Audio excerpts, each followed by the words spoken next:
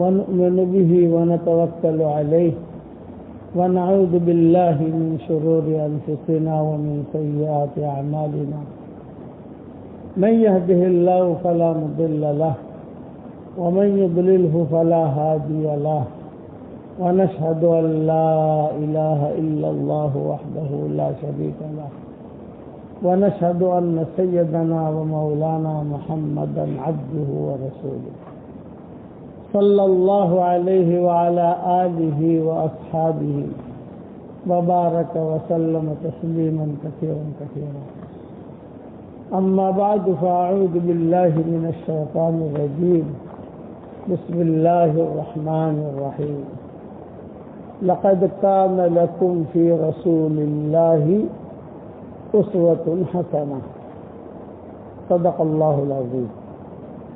قابل احترام بھائیوں، دوستوں، بزرگوں، وہی سلسلہ وار مضمون حضرت محمد صلی اللہ علیہ وسلم کی سیرت کا پارٹ نمبر 23۔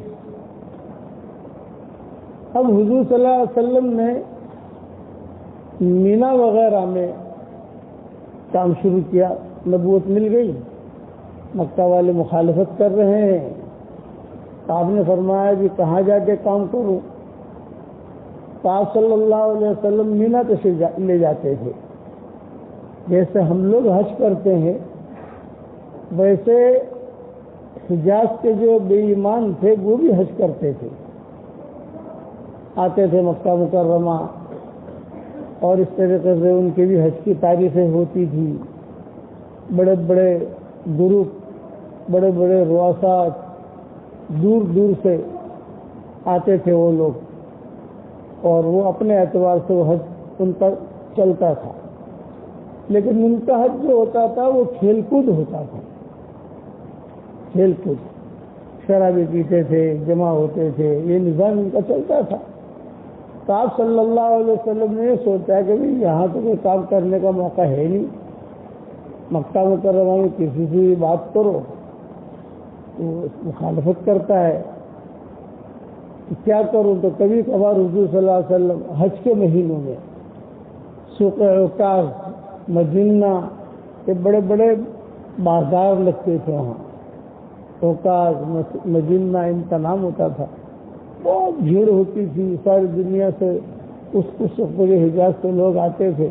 آپ صلی اللہ علیہ وسلم جاتے، کبھی حضرت خدیجہ ساتھ چلی جاتی، بچیاں پیدا ہو گئی تھی، بچیاں بھی چلی جاتی۔ ابو طالب تو زندہ تھے، لیکن ابو طالب جو ان باتوں سے زیادہ چکے ہو چکے، اپنے مکہ مکرمہ میں وہ ایک ذمہ داری تھی، ان کے رئیس تھے، رئیس کا مطلب چودھری تھے، وہ ڈرتے تھے کہ میں نے اگر میرے بھتیجے کی موافقت کی تو سارا مکہ جو ہے مجھے بائیکاٹ کر دے گا، پھر میری بچیوں کا کیا ہوگا، میرے بچوں کا کیا ہوگا۔ لیکن حضور صلی اللہ علیہ وسلم کے ساتھ مستقل جو رہتے تھے وہ حضرت ابوبکر رہتے تھے۔ صدیق اکبر، ان کا درجہ مکہ مکرمہ میں ایسا تھا جیسے چیف جسٹس کا ہوتا ہے، ہمارے چیف جسٹس ہوتا ہے اس کا بہت بڑا درجہ ہوتا ہے، تو ان کا درجہ اتنا تھا صدیق اکبر کا، وہ حرم میں بیٹھ کے جو فیصلہ کرتے ہر آدمی اسے منظور کر لیتا، بڑے آدمی تھے۔ پھر ان کی خاص بات تھی صدیق اکبر کی، وہ جس قوم کے پاس میں لے جاتے، جس قبیلے کے پاس میں لے جاتے، تو اس کی تاریخ انہیں یاد ہوتی تھی کہ بڑا شاعر گزرا ہے اوپر، تو وہ یاد ہوتا تھا ان کو۔ تو حضور صلی اللہ علیہ وسلم کو کہتے تھے جا کر کہ یہ قبیلہ جو ہے یہ بہت اچھائیاں بیان کرتے تھے، جو قبیلے میں اچھائیاں بھی ہوتی ہے برائیاں بھی ہوتی ہے، برائی بیان نہیں کرتے تھے، اچھائی بیان کرتے تھے کہ قبیلہ بہت اچھا ہے، ان کے یہاں خدمت کا بہت بڑا مادہ ہے، اور یہ لوگ جو ہے لوگوں پر خرچی بہت کرتے ہیں، اور ان کے قبیلے میں اوپر 2 نسلوں میں، 4 نسلوں میں، 50 نسلوں میں اوپر ایک بہت بڑا شاعر گزرا ہے، اور اس کے یہ اشعار ہیں۔ تو قبیلے والے خوش ہو جاتے تھے، اپنے خاندان سے قبیلے والوں کو پتا ہوتا تھا کہ ہمارے خاندان میں اوپر کون کون گزرا ہے، کیا کام کیا ہے۔ وہ خوش ہو جاتے تھے، بٹھاتے تھے، پلاتے تھے ان کو، جو ہے پانی پلاتے تھے قبیلے والے. پھر صدیق اکبر کہتے تھے کہ جی یہ اللہ کے نبی ہیں، ان کی بات سنو. تو حضور صلی اللہ علیہ وسلم اپنی بات پیش کرتے تھے. کچھ لوگ قبول کرتے، کچھ لوگ قبول نہ کرتے. اسی دوران قصہ ہوا میسرہ کا. میسرہ دو ہیں، ایک میسرہ یہاں ملا حضور صلی اللہ علیہ وسلم کو مینا میں، اور ایک میسرہ ملا تھا شام میں. وہ شام والے میسرہ کا قصہ الگ ہے. میں ابھی چونکہ حضور صلی اللہ علیہ وسلم کو نبوت ملی ہے وہ مضمون لے کے چل رہا ہوں. یہ مینا والا میسرہ ہے. دو میسرہ کے قصے حدیث کے اندر آتے ہیں. یہ میسرہ کا قصہ بیان کر رہا ہوں.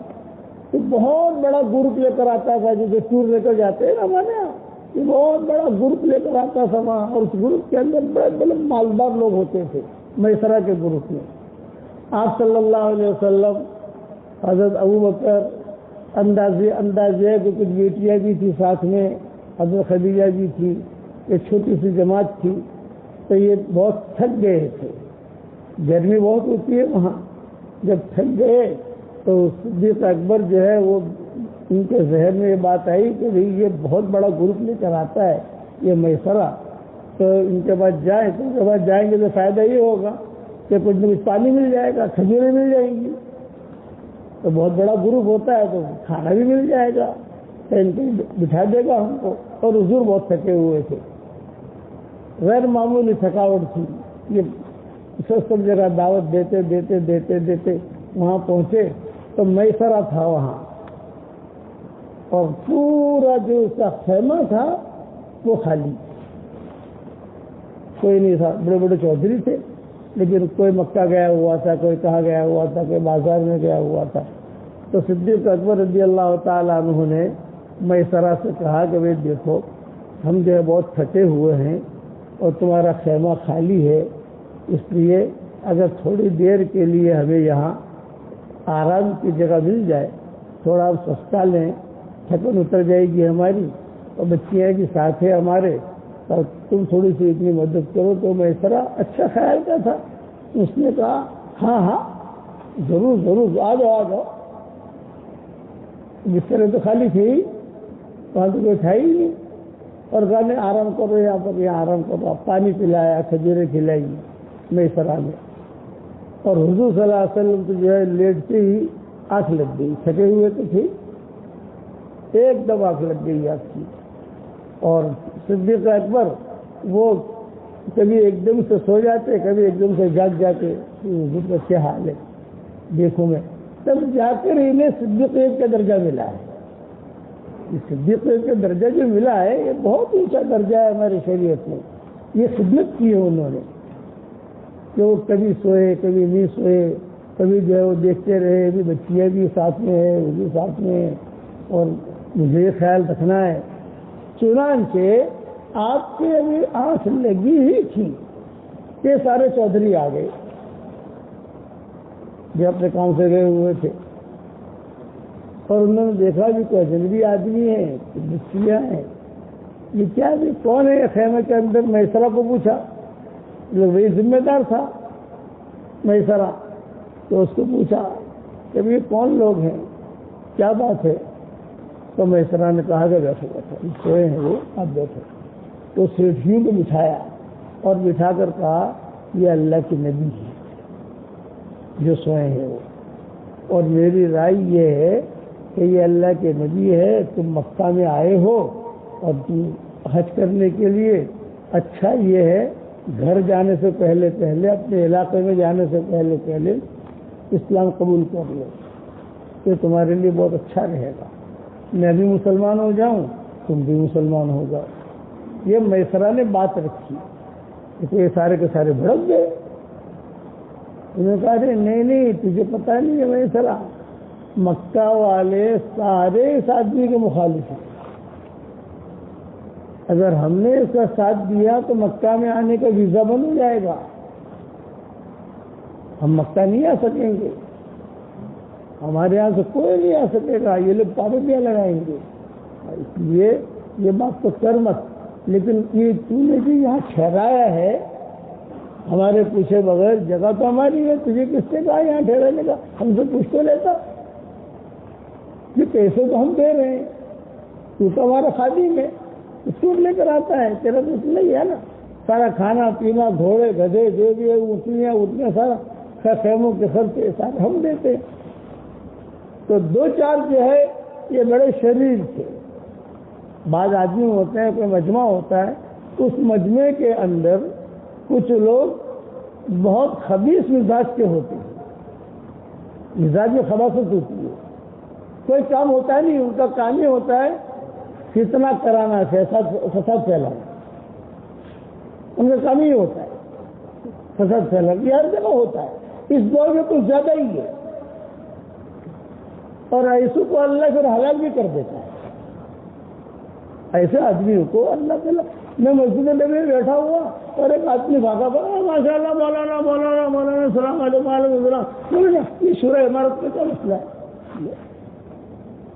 میں کہا شرم بھی آتی ہے نہیں آتی؟ کہاں بیٹھا ہوں میں، کیا بات کر رہا ہے تو آپ کو شرم بھی آتی ہے نہیں آتی کہ میں حضور کے قریب بیٹھا ہوں اور تجھے یہاں شورى عمارت کی پڑی ہے؟ ایسے کتنے لوگ ہوتے ہیں کہ جب بھی کوئی مسئلہ آئے گا تو ان کا کوئی کام نہیں، مسجد تک کرانا، اس کو بولنا، اس کو بیچنا، اس کو بولنا۔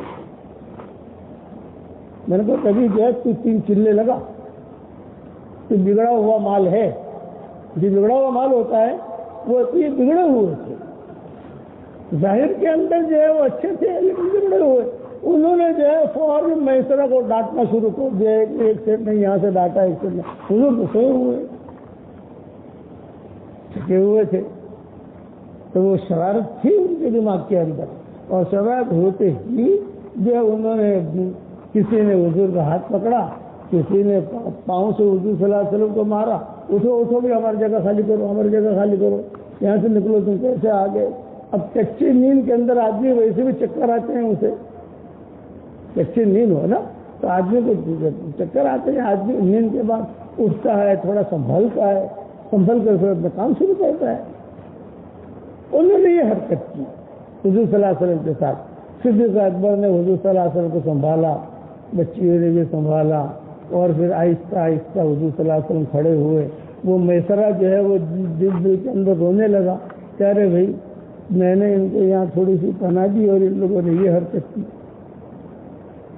ان لوگوں نے یہ حرکت کی ہمارے ساتھ کہ یہ خیر۔ حضور صلی اللہ علیہ وسلم باہر نکلے، باہر نکلنے آپ کی اٹھنی تو کھڑی ہوئی تھی، تو آپ کے اٹھنے پر جو ہے وہ سوار ہوئے، جب سوار ہوئے حضور صلی اللہ علیہ وسلم تو ان کو اور شرارت سوجی، ان دیوانوں کو، آپ کے سوار ہو گئے، گھر والے بھی ساتھ ہیں، صدیق اکبر بھی ہے، غالباً عثمان ابن مظعون تھے یا نہیں تھے پتہ نہیں، عام طور سے وہ بھی ساتھ رہتے تھے، لیکن اس سفر میں وہ تھے ہی نہیں، وہ جو اور شرارت سوجی، شرارت ایسے سوجی کہ اس نے جو ہے اٹھنے کو چوکا دینا شروع کر دیا۔ اٹھنی، اب ظاہر بات ہے کہ اٹھنی جو ہوتے اس کو چوکا دے تو وہ کتتی ہے، اور جب کتتی ہے بیٹھنے والا آدمی جو گر پڑتا ہے۔ اس سفر میں حضور صلی اللہ علیہ وسلم اٹھنے سے گر پڑے نیلا، میرے سارے میں سارے بھی دیکھ رہا تھا، صدیق اکبر بھی دیکھ رہے تھے، سب کچھ جو دیکھ رہے تھے کہ دیکھو یہ ان کے ساتھ یہ معاملہ کیا۔ جب حضور جب حضور صلی اللہ علیہ وسلم گر پڑے تو ایک صاحبزادی حضور صلی اللہ علیہ وسلم کے لیے پانی لے کر آئی، کیونکہ گر پڑے کپڑے بھی تھوڑے سے خراب ہوئے، اور جو ہے تھوڑا سا داڑھی کے اوپر بھی کچھ غبار آ گیا یا ہے، تو انہوں نے بیٹی جو ہے وہ روتے ہوئے حضور صلی اللہ علیہ وسلم کا چہرہ وغیرہ صاف کیا، تو حضور نے اس وقت ایک جملہ کہا، یہ کہا کہ بیٹا فکر مت کر، آج مشکل یہ حالات ہے، ایک دن آئے گا کہ انشاءاللہ ہر کچے پکے مکان میں اللہ اس دین کو پہنچائے گا، ہر کچے پکے مکان میں ساری دنیا کے اندر یہ دین اللہ پہنچائے گا، یہ کلمہ اللہ پہنچائے گا۔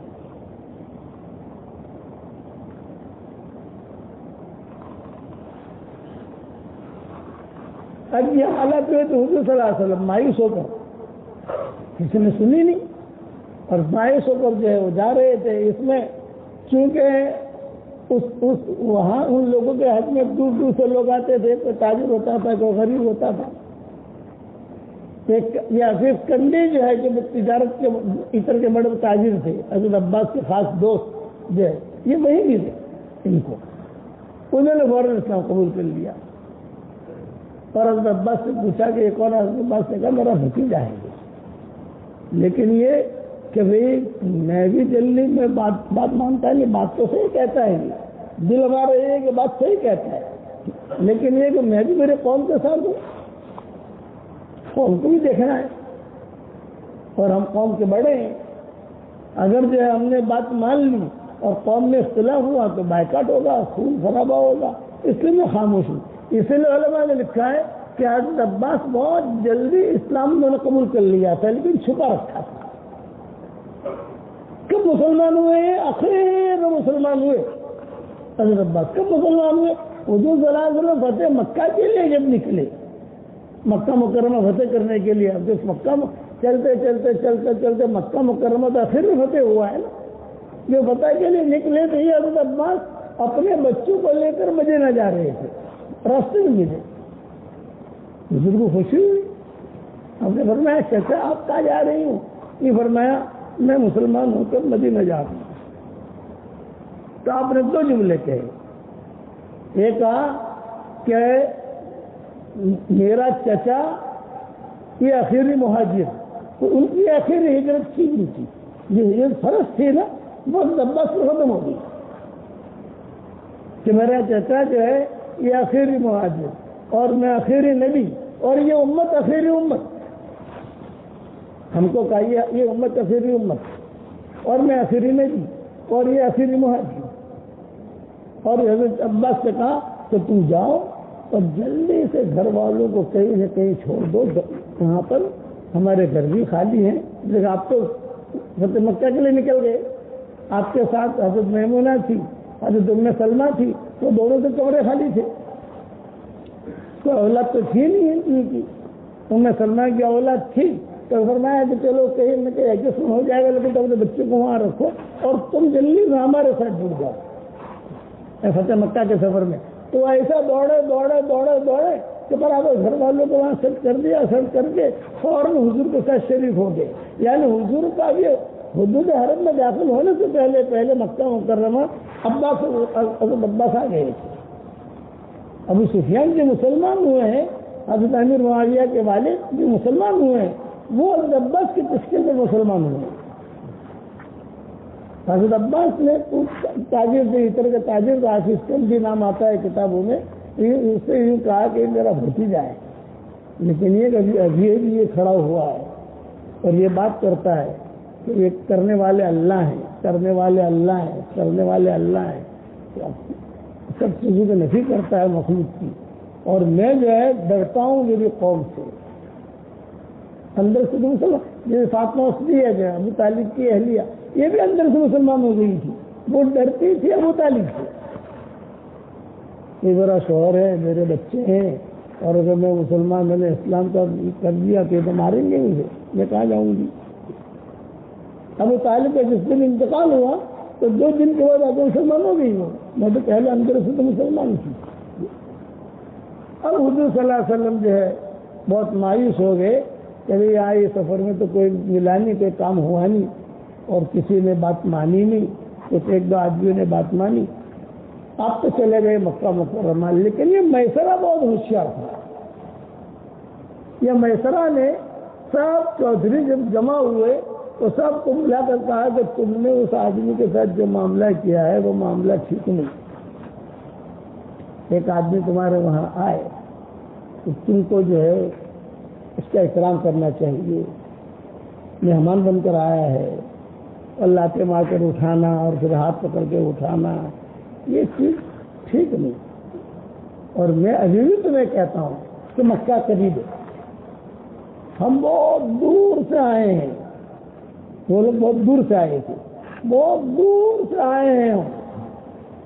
اب وہاں سے واپس آنا یہ مشکل ہوگا. اچھا یہ ہے کہ اب بھی تم اسلام قبول کرو، یہ میسرہ نے کہا. تو ان لوگوں نے سب نے جواب دیا کہ دیکھ میسرہ، ہماری تشکیل مت کر تم مسلمان ہونے کی.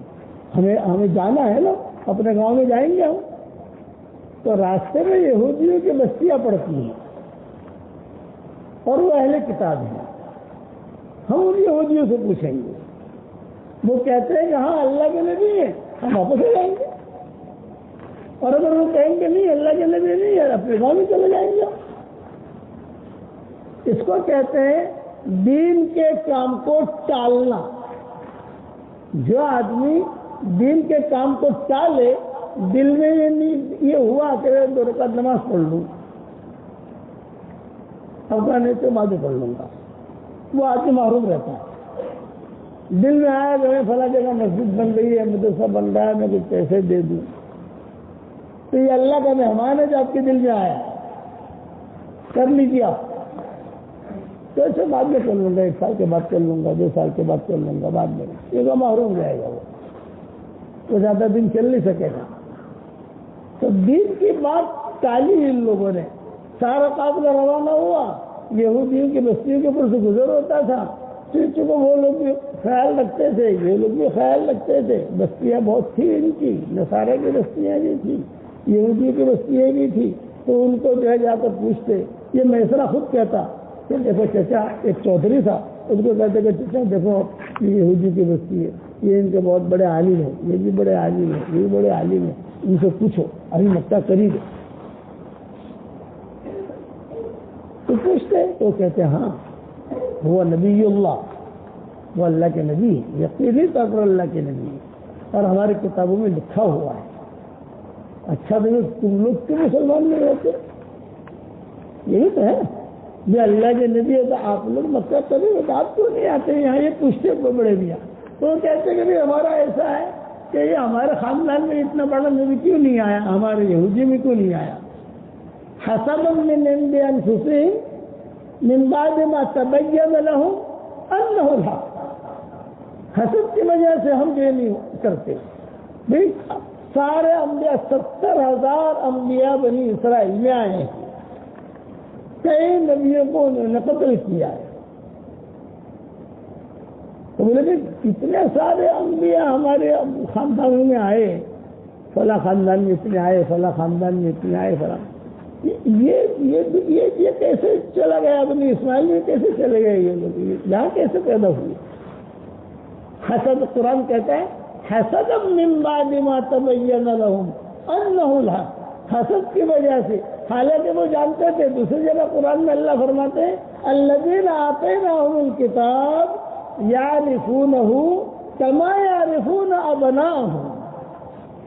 ان یہود نصارہ کو جو ہم نے کتاب دی ہے، تورات انجیل ساری کتابیں دی ہے، وہ حضور صلی اللہ علیہ وسلم کو ایسا پہچانتے تھے جیسا آدمی اپنے بیٹوں کو پہچانتا ہے کہ اللہ کے نبی.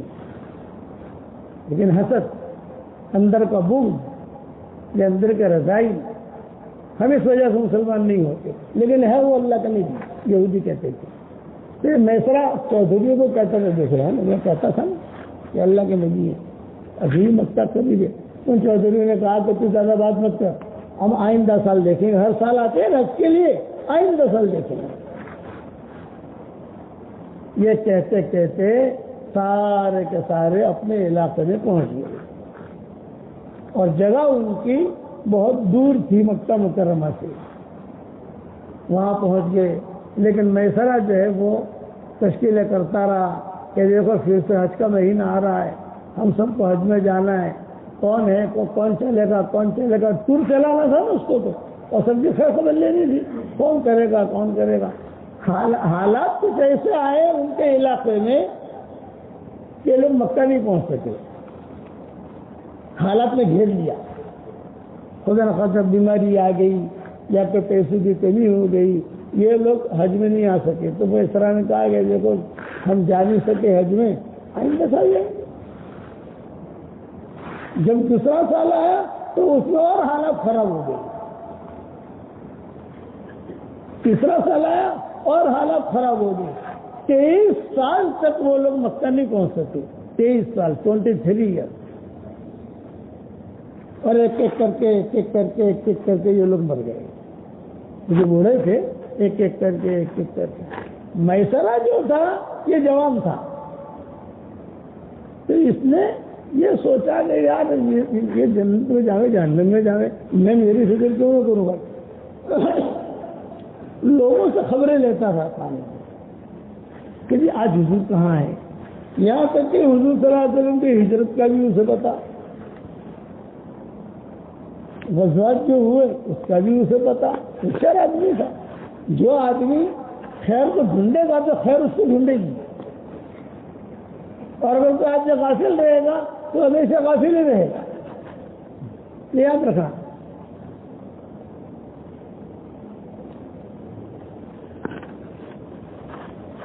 کوئی بڑے بڑے چودھری مرتے، یہ میسرہ کو خبر، بدر کا قصہ ہوا میسرہ کو خبر، ابو جہل مارا گیا میسرہ کو خبر، ہجرت ہو گئی حضور صلی اللہ علیہ وسلم کی اس کو خبر، یہاں تک کہ یہ بھی خبر پہنچی کہ اب حجۃ الوداع میں جا رہے ہیں حضور صلی اللہ علیہ وسلم، یہ قافلہ حجۃ الوداع میں جا رہا ہے، تو اب وہ ٹور تو ختم ہو گیا، وہ لوگ مر گئے، اور یہ جو ہے 23 سال کے بعد ڈھونڈتا ڈھونڈتا پہاڑی پر اکیلا پہاڑی پر سے چڑھتا اترتا چڑھتا اترتا چڑھتا اترتا عرفات میں پہنچا۔ یہ میسرہ اس زمانے میں ٹکٹ کا کوئی مسئلہ نہیں تھا، تصویر کا مسئلہ نہیں تھا، عرفات میں پہنچا اور حضور صلی اللہ علیہ وسلم عرفات میں موجود تھے، اور عرفات کے دن کا روزہ یہ بہت فضیلت کی چیز ہے، تو صحابہ کو پتہ نہیں تھا کہ حضور روزے سے ہیں کہ نہیں ہے، کہ حضور روزے سے ہیں کہ نہیں، اور حضور کو پوچھنا حضرت آپ روزے سے ہیں، یہ تو بے ادبی ہے، ماؤں کو پوچھنا حضور روزے سے ہے، یہ بھی بے ادبی ہے۔ تو حضرت عباس کی اہلیہ تھی، حضرت عباس کی اہلیہ آ گئی تھی حضرت عباس کے ساتھ، بچے وہاں چھوڑ گئے تھے، یہ آ گئی تھی فتح مکہ کے موقع پر، انہوں نے فضل ابن عباس کی والدہ، انہوں نے کہا لوگ تم کیوں پریشان ہو تم لوگ؟ ہم پریشان اس لیے ہیں کہ عرفات کے روزے کی فضیلت بہت، عرفات کے دن کے روزے کی، اب یہ دیکھنا ہے کہ حضور روزے سے ہے کہ نہیں، تو میں مسئلہ حل کرتی ہوں، خاموش رہو، یہ کہا انہوں نے حضرت عباس کی اہلیہ نے کہ میں مسئلہ حل کرتی ہوں، بھائی آپ کیا کرو گی، تم دیکھو تو صحیح۔ اب حضور جو صلی اللہ علیہ وسلم اٹھنی پڑتی آپ صلی اللہ علیہ وسلم، اور اٹھنے کے اوپر جو ہے حضور صلی اللہ علیہ وسلم لوگوں کو احکامات بتا رہے تھے، بات کر رہے تھے، تو آنے جانے والا جو ہے مسافر کرتا تھا، پہچانتے تھے ہذا نبی اللہ ہذا نبی اللہ۔ حضور صلی اللہ علیہ وسلم نے حضور اٹھنی پر طواف کرتے تھے،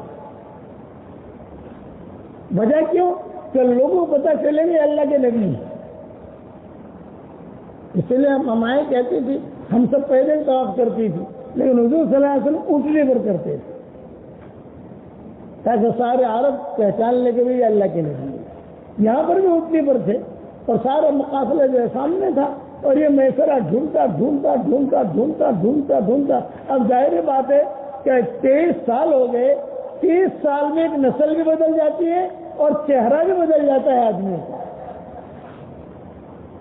30 سال کی عمر میں، 30 سال اب یہ ہماری مہندی والی مسجد ہے، ابھی جو بیٹھے ہیں یہاں پہلے سب کے اندر ہوتے ہیں، 30 سال کے بعد دیکھو تو یہاں دوسرے لوگ ہوں گے، ایک نسل، ابھی تو 23 سال ہو گئے، اس کا چہرہ ہی بدل گیا۔ حضور صلی اللہ علیہ وسلم اپنے شان آن بادشاہ کے ساتھ تھے، تو صحابہ یہ دیکھتے تھے کہ حضور عرفات کے میدان میں روزے سے ہیں کہ نہیں، پوچھ نہیں سکتے، تو اتنے میں حضرت عباس کی والدہ، حضرت عباس کی اہلیہ محترمہ یہ آئی دودھ کا پیالہ لے کر، اور سارے مجمع کے سامنے حضور صلی اللہ علیہ وسلم کو دودھ کا پیالہ پیش کیا عرفات میں، اور حضور صلی اللہ علیہ وسلم نے سب کے سامنے کیا، تو سارے مجمع کو پتہ چل جائے گا آپ روزے سے نہیں ہیں، یہ مسئلہ حل ہوا۔ تو یہ میسرہ اس وقت وہاں پہنچا جب حضور دودھ پی رہے تھے، تو سمجھ گیا کہ ہاں بھائی میں ٹھیک پہنچا ہوں، یہ وہی ہے جو 23 سال پہلے ہماری ملاقات ہو گئی۔